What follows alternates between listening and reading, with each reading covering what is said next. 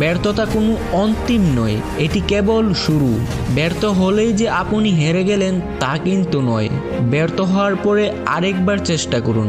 আপনি কি জানেন, আমাদের দৈনন্দিন অভ্যাসই আমাদের ভবিষ্যৎ গড়ে তোলে।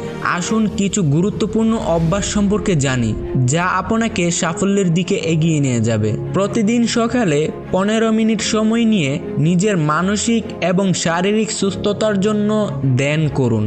প্রতিদিন একটি ছোট লক্ষ্য স্থির করুন এবং তা অর্জনের চেষ্টা করুন। ছোট লক্ষ্যগুলো আপনাকে বড় স্বপ্ন পূরণের পথে এগিয়ে নিয়ে যাবে। জ্ঞান অর্জন করতে হবে প্রতিদিন। এটি হতে পারে একটি বই পড়া বা নতুন কিছু শেখা। আপনার শরীরকে সুস্থ রাখা অত্যন্ত জরুরি। একটি স্বাস্থ্যকর জীবন আপনাকে দীর্ঘ সময় ধরে কাজ করার শক্তি দেবে। সোশ্যাল মিডিয়ায় সময় নষ্ট করবেন না, বরং সেটি থেকে আপনি নতুন কিছু শিখুন।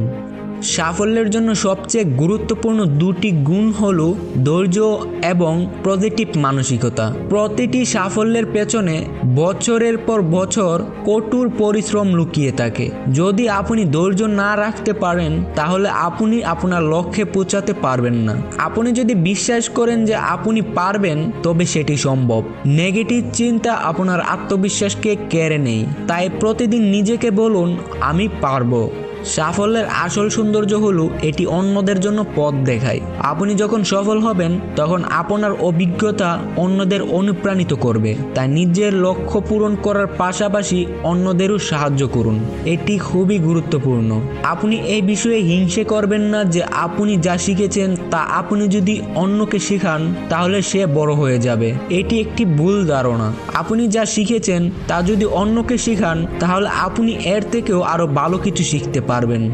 জীবনে সফল হওয়া একটি বড় যাত্রা। এই যাত্রায় চ্যালেঞ্জ আসবে, কিন্তু আপনি যদি ধৈর্য এবং পজিটিভ মনোভাব আর সঠিক অভ্যাস নিয়ে এগিয়ে যান, তবে আপনি অবশ্যই সফল হবেন। মনে রাখবেন, সফলতা কোনো গন্তব্য নয়, এটি একটি পথ চলা।